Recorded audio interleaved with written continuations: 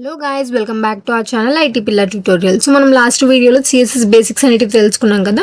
ఈ వీడియోలో సిఎస్ఎస్ గురించి ఇంకా డీప్గా అయితే నేర్చుకుందాం. సో టాపిక్లోకి వెళ్ళే ముందు మన ఛానల్ అయితే అందరికీ షేర్ చేయండి, సో దట్ మీకు వీడియోస్ అనేటివి రెగ్యులర్గా వస్తాయి. సో ఇక్కడ నేను ఇప్పుడైతే సిఎస్ఎస్ కలర్స్ గురించి డీప్గా అయితే మీకు ఎక్స్ప్లెయిన్ చేస్తాను అనమాట. సో దానికోసం అయితే మనకి 2 ఫైల్స్ అనేటివి కావాలి. ఒకటి HTML ఫైల్, ఇంకా సిఎస్ఎస్ ఫైల్ అనేవి 2 ఫైల్స్ అయితే కావాలి. సో HTML సింటాక్స్ అనేది అందరికి వచ్చు కదా. సో ఫస్ట్ అయితే మనం సింటాక్స్ అనేది రాయాల్సి ఉంటుంది. ఓకే, డాక్యుమెంట్ టైప్ ఇచ్చేసిన తర్వాత HTML open tag, HTML close tag అనేది ఇవ్వాలి. ఆ తర్వాత మన హెడ్ సెక్షన్ అనేది ఓపెన్ చేయాలి. అందులో నేనైతే నా టైటిల్ అనేది ఇస్తున్నాను. ఓకే, సో దాంట్లో నేను ఐటీ పిల్లర్ ట్యుటోరియల్ అని చెప్పేసి మన టైటిల్ నేమ్ అయితే ఇద్దాం మన ఫైల్కి. అక్కడి వరకు అయితే మన హెడ్డింగ్ పార్ట్ అనేది కంప్లీట్ అవుతుంది, రైట్. సో ఇప్పుడు అవుట్పుట్ చూడండి, మన టైటిల్ అయితే వచ్చేసింది ఫైల్కి. సో ఇక్కడతో అయితే హెడ్డింగ్ సెక్షన్ అనేది క్లోజ్ అవుతుంది. నెక్స్ట్ అయితే మనం బాడీ సెక్షన్ అనేది ఓపెన్ చేయాలి. దానికోసం అయితే body open tag, body closing tag అనేది ఇవ్వాలి.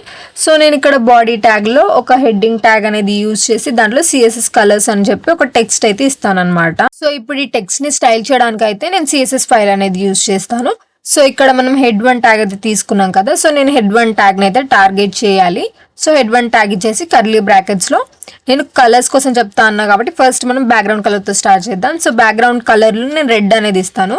కానీ ఇక్కడ మీరు అవుట్పుట్ చూస్తే మనకి ఏ కలర్ అనేది చేంజ్ అవ్వలేదు. ఎందుకు అవ్వలేదు? ఫస్ట్ మనం HTML ఫైల్ని CSS ఫైల్ని లింక్ చేయాల్సి ఉంటుంది. సో దానికోసం అయితే నేను లింక్ అనేది ఎలా యూజ్ చేయాలో చెప్పాను కదా.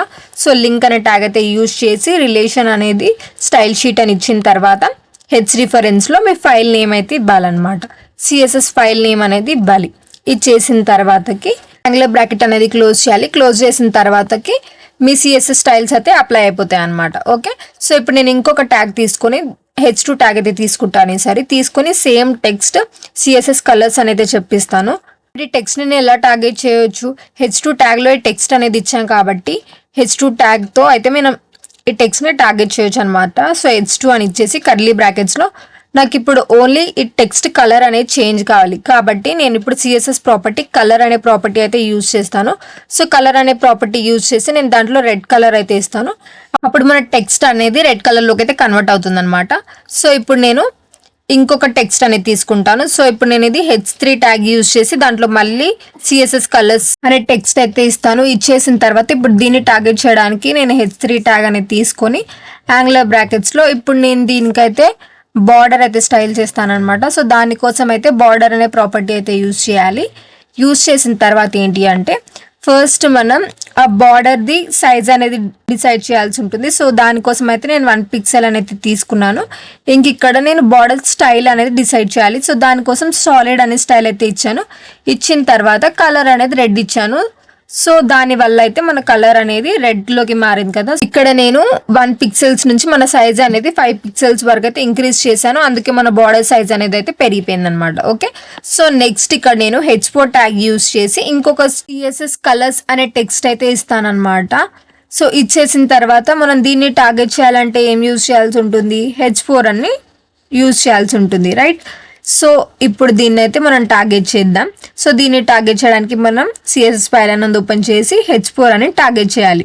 టార్గెట్ చేసిన తర్వాత మనం కర్లీ బ్రాకెట్స్లో నేను ఇప్పుడు బార్డర్ కలర్ అనేది రెడ్ అయితే ఇస్తాను అనమాట. కాకపోతే నేను ఇక్కడ RGB కలర్స్ అనేటివి యూజ్ చేసి అయితే మెన్షన్ చేస్తాను. సో RGB కలర్స్ కోసం అయితే నేను HTML కోర్స్లో ఆల్రెడీ చెప్పాను. సో ఇప్పుడు RGB కలర్లో నేనైతే రెడ్ కలర్ అనేది అయితే మెన్షన్ చేశాను కదా. ఇక్కడ ఏంటి అంటే ఇప్పుడు RGB అంటే రెడ్, గ్రీన్, బ్లూ. దీనికి నేను A అనే ఆల్ఫాబెట్ అయితే యాడ్ చేస్తున్నాను. ఇక్కడ A అంటే ఏంటి అంటే ఆల్ఫా అనమాట. ఇది ఏం చేస్తుంది అంటే మనం యూజ్ చేసిన కలర్కి ట్రాన్స్పరెన్సీ అనేది యాడ్ చేస్తుంది అనమాట. అంటే బ్లర్గా అయితే చేస్తుంది. సో దీని వాల్యూ వచ్చేసి 0.0 నుంచి 1.0 వరకు అయితే ఉంటుంది అనమాట. సో నేను ఇప్పుడు ఇక్కడ 0.5 అనేది ఇస్తాను. సో దీనివల్ల ఏమవుతుందంటే 50% అనేది మన బ్యాక్గ్రౌండ్ కలర్ అనేది బ్లర్ అవుతుంది. ఇప్పుడు నేను ఇక్కడ 1 అని ఇచ్చేసాను అనుకోండి, మన బ్యాక్గ్రౌండ్ కలర్ అనేది టోటల్గా బ్రైట్గా అయితే వస్తుంది అనమాట. అదే 0 అని ఇస్తే టోటల్గా బ్లర్ అయిపోతుంది. ఇలా అయితే ఈ ట్రాన్స్పరెన్సీ అనేది మనం యూజ్ చేయొచ్చు.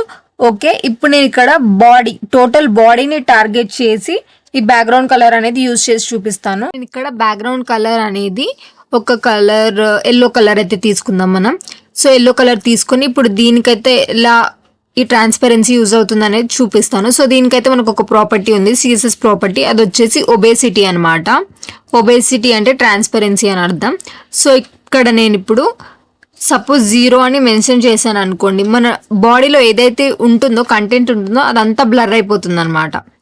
ఓకే, ఇప్పుడు నేను ఇదే ఒబేసిటీని కొంచెం ఇంక్రీజ్ చేసి 0.5 అని చెప్పిస్తే అది జస్ట్ 50% మాత్రమే బ్లర్ అయ్యి అయితే కనిపిస్తుంది. ఇప్పుడు నేను అదే వాల్యూని 0.2 అని చేస్తే మన కంటెంట్ అనేది 20% మాత్రమే బ్లర్ అవుతుంది. చూసారా?